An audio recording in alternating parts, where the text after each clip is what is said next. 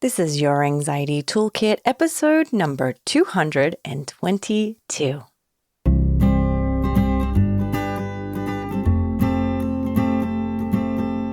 Welcome to Your Anxiety Toolkit. I'm your host, Kimberly Quinlan. This podcast is fueled by three main goals. The first goal is to provide you with some extra tools to help you manage your anxiety. Second goal, to inspire you. Anxiety doesn't get to decide how you live your life. And number three, and I leave the best for last, is to provide you with one big, fat virtual hug. Because experiencing anxiety ain't easy. If that sounds good to you, let's go.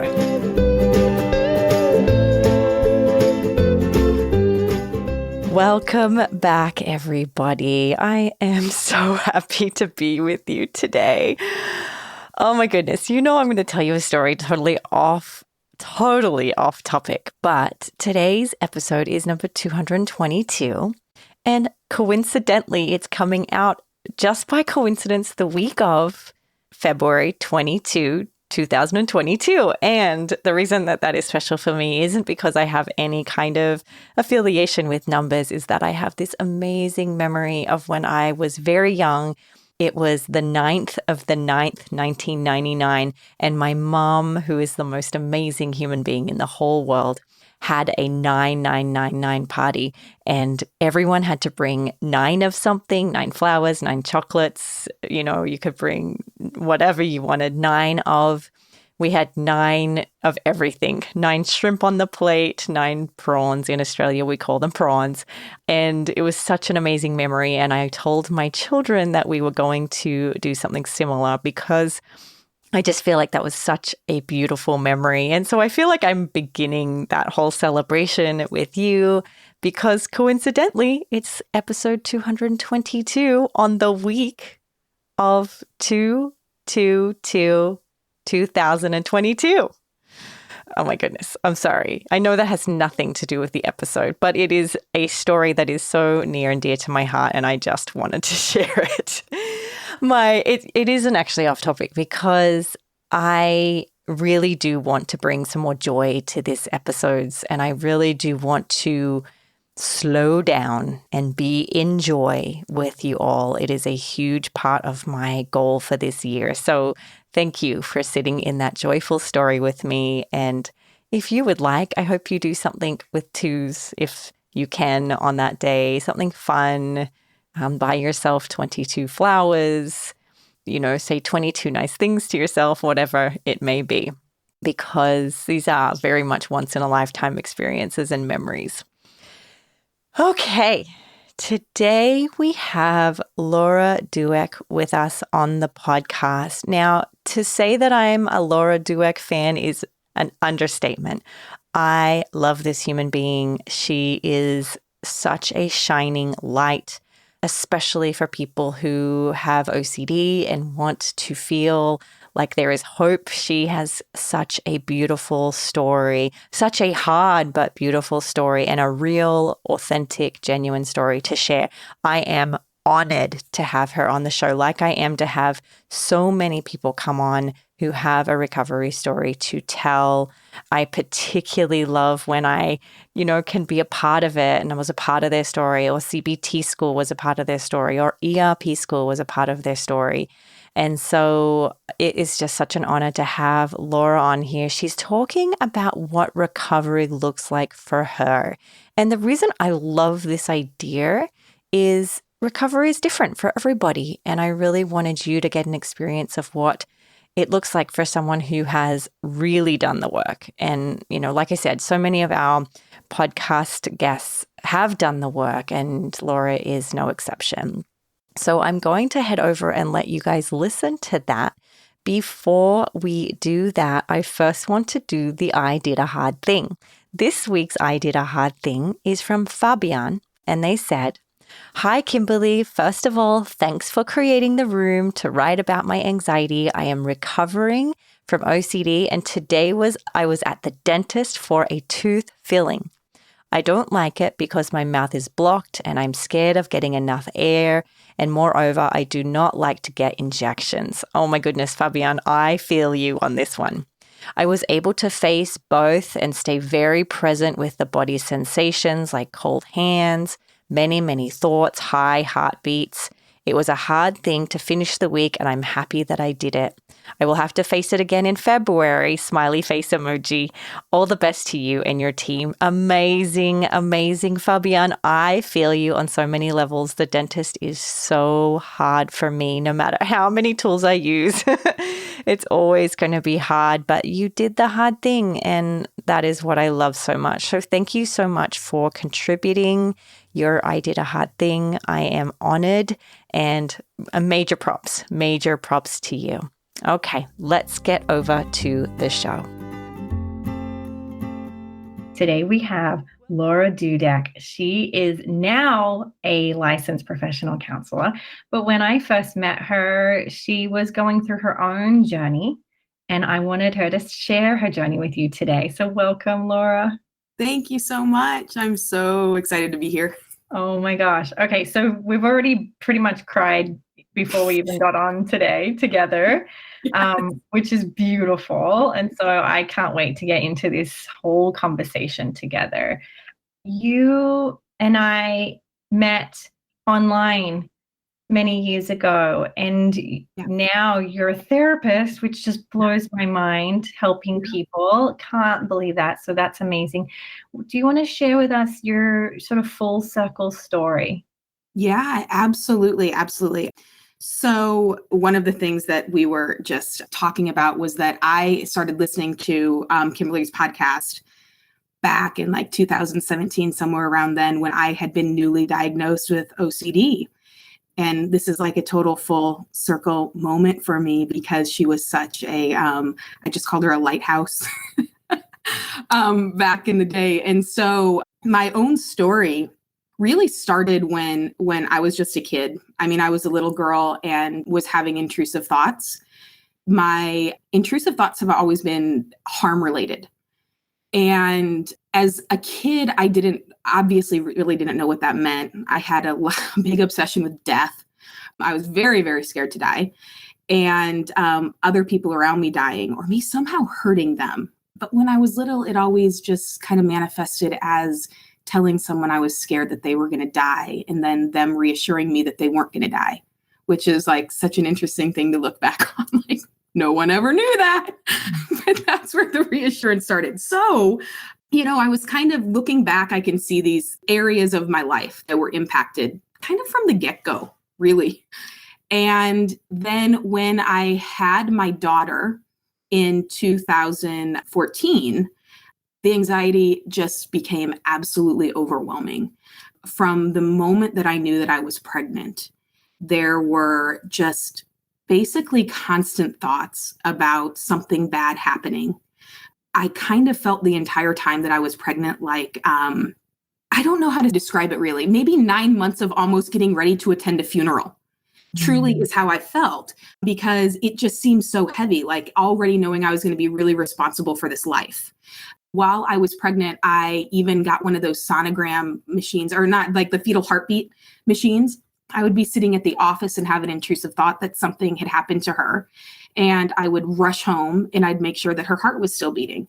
And my doctor knew me very well, because I was basically calling every other week with something that might be wrong, that never was. And then once she was born, it really manifested as just constantly checking on her. Like these intrusive thoughts that something really bad was going to happen to her, that I wasn't going to be able to take care of her, and constantly asking my husband at the time, like, that I'm an okay mom, like I can do this, right? Like I'm able to do this. Those went on really, like these thoughts and that heightened anxiety went on for, she was 16 months old at her first Christmas, or her second Christmas, sorry. We traveled with family to go see family, and I was putting her down for her nap, and ended up laying down beside her. And she fell asleep, and I fell asleep next to her. It was in a bed. And when I woke up, my first thought was, oh my God, is she breathing? Like I thought I had smothered her. And so I put my hand on her chest and I could feel that she was breathing. And I went to get up and walk away. And I had the thought, what if she's not? And I was like, okay, let me check one more time. And that is kind of where I say like the walls came down. Because from that moment on, it was like there wasn't the checking just got out of control. And it flipped. Like it got into this area where I was like scared that something bad was going to happen to her. But now like I was going to do something bad to her. And it just changed flavors really quickly. We got home from that trip and I told my husband he had to go on a business trip for 2 days. And I basically didn't like sleep for 2 days. I thought I'm going to hurt her. Something awful is going to happen to her. I can't take care of her. Just going out of my mind. I used to get up and check on her like probably 10 times a night to make sure she was still breathing. And at this point, I became so scared of kind of myself that I would block my bedroom door at night with my dresser to make sure that I wasn't going to get up and do something to her. And I was like, whoa, something's really wrong here. So I looked up an anxiety specialist and went and saw her. It took me about a couple of months seeing her and kind of building rapport with her to actually let her in on some of the thoughts that I was having. And I remember very vividly, it was an early morning appointment. It was like a 7 a.m. appointment. And the night before I barely slept because I really did think like, this is it. I'm going to get hauled away tomorrow. I'm going to tell her these thoughts I'm having, and this is going to be the end of me. And so that morning I kissed my daughter. I kissed my husband. I walked out the door and got in my car and I was like, all right, that's the last time I see him for a while. But I got into my therapist's office and I broke down. I'm like, I have these thoughts that I'm going to hurt my daughter. It's the worst thing in the world. She was like, do you want to? It's like, oh my God, how could you even ask me that? She's the most important thing in my life. And she asked me a couple other questions, but then she said, do you know anything about OCD? And I like through my tears, I was like, yeah, I do. I know OCD and like, I'm not clean. In fact, I'm really messy. I don't even know why you're asking that. Like I was frustrated. And then she told me about, intrusive thoughts and compulsions. And it was like the biggest light bulb moment of my life. Like everything just kind of started making sense from some of my earliest thoughts. I do have to say, like, it was a bit of a relief at the beginning. So that's kind of the story that's how I got diagnosed. And it started a whole new part of my journey. Yeah. And so you had relief. Yeah. And then what was your emotion? Yeah. I mean, the relief was like, I'm not crazy. It was so like something has got to be really wrong with me. Mm-hmm. And then it was just kind of like, whoa, I checked the box for everything she just talked about with this disorder. And then the emotion, like after a little bit, the emotion kind of became like, this is going to take a lot of work. Yeah. This is going to be a level of acceptance that was like, I started getting kind of acclimated to what exposure therapy was. She didn't practice exposure therapy, but she was amazing in the sense that she was like, I have the person for you. And she knew enough, which is so important. Yeah. Thank goodness. Yes. To send me to an OCD specialist. Yeah. And that therapist was amazing. She laid out for me kind of like how this was going to work, what we were going to do.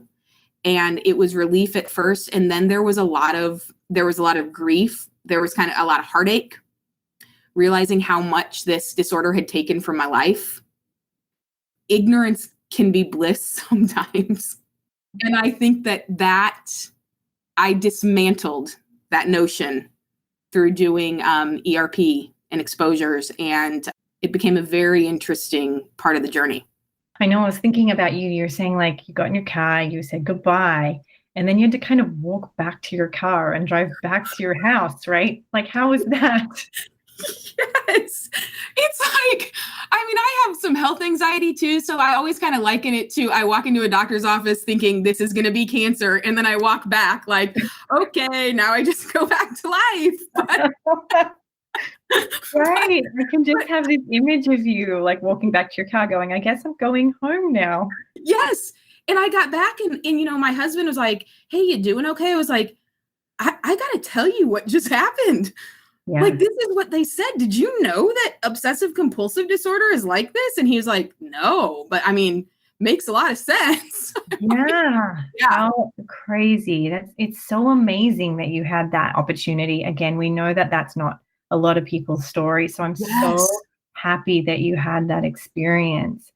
Well, and the thing is, though, Kimberly, is that I do want to point out that I had been seeing someone for anxiety almost my entire adult life, different therapists. This is the first time, like I said, I would have these harm thoughts, but I was just like, oh, push them away, get rid of them. This was the first time I'd ever come head to head with being actually like, I'm responsible for a little life. This is all on me. And it felt like I wasn't going to be able to live the life I truly wanted to live. Other times it was just kind of like, okay, I can walk away from it. I can find some way to not be around it. Yeah. Now I'm talking about my daughter, who means more to me than anything in the world. Something has got to give. Wow. Yeah, that's really helpful to know that you had been in therapy. Wow. Yeah.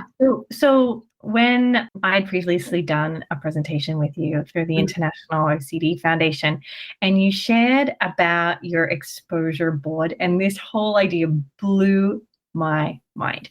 And the reason I really want the listeners to understand, when I teach ERP, I'm literally just teaching my way of doing it. And I love hearing other people's way of doing it. It's the same, but it's different. And so I'd love for you to share about that as an idea for people. Yeah. Well, so what started as one of the biggest, I felt like almost hindrances of my pregnancy, was that at the time I was pregnant, there were 7 other women at my work that were also pregnant. And I remember seeing them all being so happy. And then they had their babies and they were so happy. And they were obviously, it wasn't like, we're not going to blow this up like it's some kind of blissful, totally time. Like, they were new moms too, but they were going out and doing stuff. And that's all I wanted. Like, that's what I wanted so badly, was to have those experiences with my daughter. So my therapist and I started with imaginals. And started with some really like small things. I mean, I laugh about it now, small. Back then it was like, no way. I did one where like I was going crazy, where this wasn't really OCD, the timeless tale of it's not OCD. Such a classic. So we started with imaginals, and then even imaginals into, sleepwalking at night, hurting my daughter, things like that. So we worked our way up then to, one day I was sitting in her office, and she said, "What do you want to do?" And I was like, "I just want to do normal stuff. I want to go to the zoo." And she's like, "All right, we're going to the zoo." And I was like, "What?" You're like, take it back. Did I say zoo? I meant Zoom. Zoom. I want to have video conferences in the safety of my own home.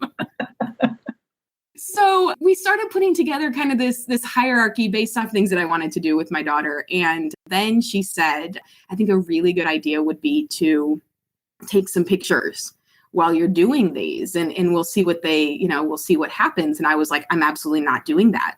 There's no way I'm taking pictures, because as I'm sitting there, having this conversation with her, OCD is on my shoulder telling me, you're going to bring pictures back in here of you dumping your daughter into a tiger cage. Like, great, let's do that. So, but we talked about it, and I was like, okay, I'm going to do it. So like, that was the first real exposure I did when I went out on my own. I should back up. We did start with driving, because I had this thing with my daughter not actually being in the car. I had left her somewhere. So we'd drive and I wouldn't look in the rear view. And that was a whole exposure. When we got past that, then we went to the zoo. We went to the mall to have lunch. We went to the swimming pool, which was just like the death pool as far as I was concerned, like let's see, I have the whole exposure board still on the side of my wall. I mean, we went and got pedicures and manicures. We did things that I wanted to do with my daughter. We got flu shots.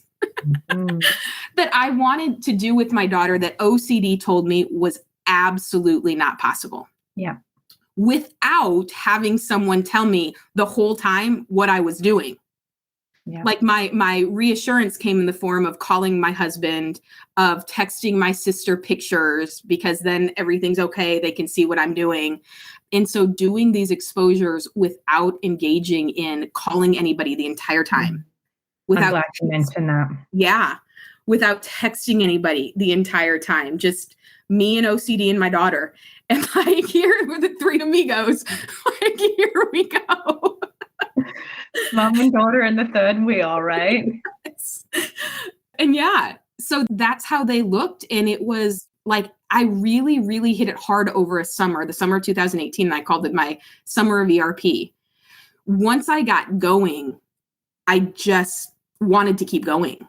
It was terrible at the beginning, terrible, because I would complete an exposure and I'd get home and then the rumination would want to start. And it was difficult not to engage in that. It was difficult to just watch it. But through the exposures, I said at one point that the butterflies were my yellow brick road. Like whenever I'd think about something and I got that feeling like, it was OCD being like, really? Are we? And then I was like, okay, here we go. Follow. That in and of itself is beautiful, right? It's you kind of, I always say with my staff is you follow the smell, right? Meaning like wherever it's smelly and you don't want to go, you go there. Yes. And that's what you were doing, is you were just, wherever you felt butterflies, if I'm right. Yeah. You would go and do that thing. Yes. Wow. Yeah, so absolutely. Cool. Because it became that, my therapist phrased it in a way where she was like, we're going to play scientist. That's what she'd tell me. We're going to go, try this out. Let's just bring back what we find. And it was such a compassionate way to do that. It wasn't like, here's your exposure, do it, go, boom, which sometimes I think can be a little helpful. Yeah. But for me, it worked to be like, let's go see about this. Yeah, let's be curious. Yeah, I love it. Now, I've seen this poster board and it is so beautiful, right? You would have no idea. Right. You're doing exposures. You look delighted most of the time. Yeah. I wonder if you could even send me a photo and maybe we could show that in the show notes. That would be wonderful. I would love to. I'd love to be able for people to click and actually see what it looks like. And maybe we could even say, I try to give homework during the podcast. Like we could even say, if you have anxiety, you could create your own. Yes. Right? That would be awesome, because I'm telling you, and whoever's listening to this right now, you're going to see that I look back on this board and it's us smiling. There is one picture where my daughter is screaming, but that was the flu shot picture. And we did a hard thing. It was a beautiful day to do a hard thing. And I put it on that board, man. Good for you. And she deserved to cry, right? I think that you're making a good point here, which is, and I've had this conversation with some of my clients, is exposures, even if you don't smile for the photos, still put it up because you did it, right? You did it. And that's the thing. And along the way, those victories, I really don't believe that there's such thing as small victories. I know we say it a lot. Mm-hmm. A victory is a victory is a victory. Like, take it, like hold on to it. And know that's the fuel that you're like, that you're putting in this device right now that is getting you through this. Yeah, I love it. Are there any other exposures that you did that you want to share that people may find different or creative? I love the creative ones. Well, I just think that the exposures kind of started to become organic. When I was first diagnosed with OCD, I did not know OCD's voice at all. Like, I was like, no, that's the voice that's kept me safe my whole life. And so along the way, the more I started to do with some of the work, I started to realize that what if voice, like that's when I'm like, if I'm going along and doing something, what if pops up? Okay, that's my voice of OCD. I've learned that. And so for me, a lot of my exposures, even to this day, kind of have to do with when the what if pops up, how can I look the what if in the eye? Like, I left out, obviously in a place where my daughter couldn't get them, but I've left out kitchen utensils before. Just last night, I mean, I mentioned how I'm doing some OCD work again right now, like, because it continues. The what if popped up and my daughter hadn't drained the bathtub.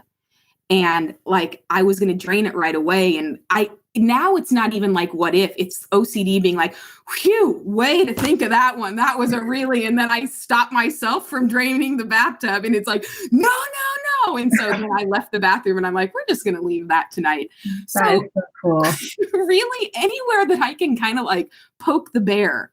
I guess me and my daughter doing things out in public, then just confronting that fear of me that I'm going to lose control, not be able to help her if she needs it. Like all those things, wherever the what if pops up, that's where I knew my work was. And it still is to this day. Yeah. I love that you share that too, because I think you were hearing this story of all these hard things you did, and it's easy to think that it's all done and you're good to go now. Yeah. Is that true for you? Yeah. So I was one of those people. Like, I'm going to get through this summer of ERP. Which is why I still call it summer of ERP, like it was the one summer. And like, I had these high hopes that then once I get into grad school and once I really start working with, people with OCD and helping people, that like the OCD just fizzles, right? And I have recently just come into this space of understanding and ultimately some acceptance of like, this is kind of a way that I live right now. I don't know what 5 or 10 years down the road looks like. And I'm really, as far as OCD is concerned, not too focused on it. I'm focused right now on how's it showing up? And are the things that I'm doing helpful? Are they getting me to where I want to be? Or are they, am I staying in the same spot? And that's kind of my litmus test is, am I living the life according to my values that I want to live? So recovery for me right now looks like I do exposures still. And I have even after, the 20 months of COVID, I thought, man, I bet it could be really helpful to speak with an OCD specialist again, get a little bit of guidance, get some creativity, because that can help sometimes. So I'm doing that right now even. And it's been amazing. I think it's just a process of building the muscle, of keeping the muscle. And I think I'm gaining more acceptance by the year. Yeah. And that's a piece of it, right? Like, you had said before, as we talk, like mindfulness and self-compassion and ACT was such an important piece of your work. And acceptance is such a core part of all of that, right? Mm-hmm. Because there is so much grief. Yes. We don't talk about it enough, right? Yeah, there is though. What was it like for you? Well, let me rephrase that was mindfulness and self-compassion a part of this process for you? Yeah, absolutely. So my amazing therapist knew about mindfulness-based stress reduction. And she had mentioned it to me, and there was a program that was going on. I lived in Dallas at the time at the Dallas Yoga Center, and it was an 8-week MBSR program. And I signed up for it. And we did a body scan, like a 40-minute body scan, the first class. And everybody woke up and they were like, that was so relaxing. That was so awesome. And I raised my hand. I literally raised my hand and I was like, I don't think I did that right. I just had a 40-minute panic attack. It was awful. But I should say, too, that shortly after I got diagnosed with OCD, I realized I had become incredibly dependent on alcohol throughout especially being a new mom. So I had completely quit drinking. I was like, all right, if I'm going to do this, I'm going to do this. Let's go. And I quit drinking. I didn't want to have that crutch. I was in the MBSR program. I talked to the teacher. She convinced me to come back the next week. And then the next week we did another meditation. And towards the end of it, she read a Mary Oliver poem that ends with, tell me what you plan to do with your one wild and precious life. And it felt like a dam burst open in me at that moment. I was like, it is so precious and it is so amazing. And like, Lora, you can do this. Like, let's give this everything we've got. The exposures, learning to sit with myself through mindfulness was huge, because OCD and anxiety do not like that. Like, we need to be moving. So mindfulness was so huge for me, to be able and just breathe and be in a moment and watch my thoughts instead of engage with them. Mindfulness, then, I say, was the gateway to self-compassion, because I'm not sure, maybe I would have gotten there, but it wouldn't have been as soon to be able to be with myself, and to hold myself in that loving kindness. When you don't even want to sit with yourself, it's really hard to be able to look at yourself and be like, I'm here. You want to be like, let's go, Yeah. Yeah. So yeah, self-compassion then was huge, because that voice of OCD is so nasty. And I worked on a self-compassion journal for about 6 months straight, like every day, really journaling. what would you write? What would that look like? Yeah, so I read and worked through with my therapist, just Kristen Neff's first book. And so each day I would pick something that had happened that was a little difficult, and I would break it down into the 3 components of self-compassion. I would be mindful about what happened. Didn't need any of my judgment in there. Let's just lay it out there, what happened. Then the common humanity of it. And who else do you think in the world might have experienced this? Or, like that feeling of not being alone, like, man, probably a lot of people ran into something like this today. And then self-kindness of, and a lot of times my self-kindness sounded like, I'm really proud of you. That was really hard. And I don't know how many entries I had over those months of being in a grocery store. Yeah. Like, a toddler kind of like going nuts in a grocery store, and then just the flare up of like, ah. Yeah. And at the end of the day, like, that was when that's what I'd choose. I remember a couple months, maybe 3 or 4 months in, where I was sitting down to write, and I couldn't think of something really hard that had happened that day. And I was like, what? Like, what? Like, it was such a weird feeling after months and months and months of like a really intense therapy and some difficult things I was working with. I was like, today, like, I'm just going to be compassionate then about how much work I've been doing. Yeah. Yeah. Wow. No, I love that you're sharing that, because I've found, even since, I wrote a book on self-compassion, but since I wrote the book, I'm even pushing my clients to do it even more. And the journaling and the writing to themselves seems to be the most powerful part of the work, right? The writing to themselves. Yes. Right? And I think that the writing to myself and the speaking to myself was the most powerful part of it. And in the beginning, it was absolutely the hardest, especially with the voice of OCD. When I would look in the mirror and I would say, you're doing the best you can, Lora. You're really doing this. OCD would be right there to be like, are you? Yeah. It's so like egotistical. It just wants all the attention. Like, maybe you're not, maybe you're not. And I sat down with my therapist a couple months into really like keeping that journal and was just exhausted, just so tired from some of the work. So I sat down and I just started crying one day and telling her, this has just been so hard, that sometimes I feel like I haven't made any progress. Like I feel like I take 2 steps forward and 5 steps back, and was just really down about stuff. And she sat there just really holding some amazing space for me. But I said, how long is this going to take? And she just kind of looked at me, and she just kind of put her head to the side and she's such a sweet person. And she said, as long as it takes. And she said it just like that, as long as it takes. And I was like, okay, I can, as long as it takes. There's like, throw out the timeline then. Yeah. Let's just keep going. Yeah.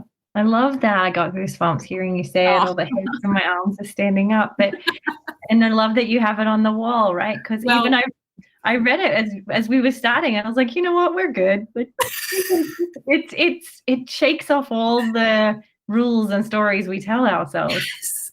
And my mom actually, she made that for me Wow. for my graduation from grad school. She made that and had it framed for me. Yeah. I Yeah. love it. Yeah. You're so inspiring, really. Oh, thank you so much.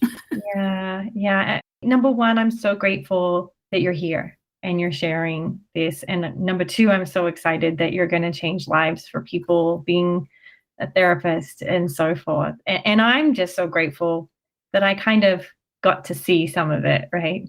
Yes. Like, Yes, because we were talking before we even started recording, we were talking about how how on the Mondays, what were they, Magic Monday? Magic Mondays. Magic Monday. I'd be like, all right, it's Magic Monday. And I'd log on and I'd ask questions and I was really inquisitive and you were so sweet. You answered all the questions and you were just so, it was like this feeling of it's going to be all right. Yeah. Like it is. And I think when we can cultivate that and know like the sky sometimes can feel like it's falling. Mm-hmm. And we do really have the power to look around and say like, and here I am. Yeah. Like here I am, put our hand on our heart and say, this is what I can do in this moment. And I can at least show up for me at the very least. And that's not a least thing at all.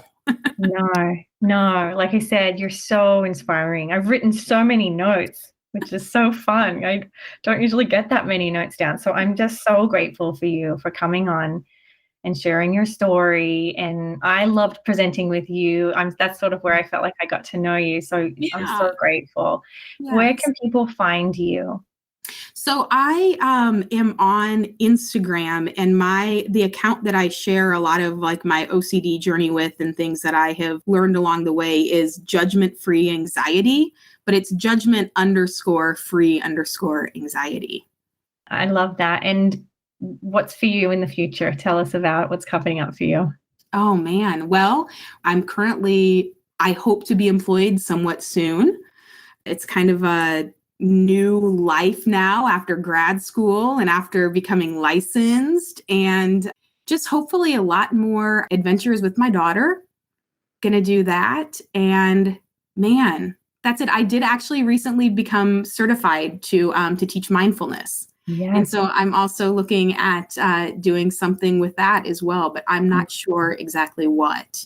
Yeah, such good skills to have in your tool belt. Yeah. Yes, absolutely. Well, thank you so much. You filled my heart up today. Thank you. Thank you so much, Kim. Thank you.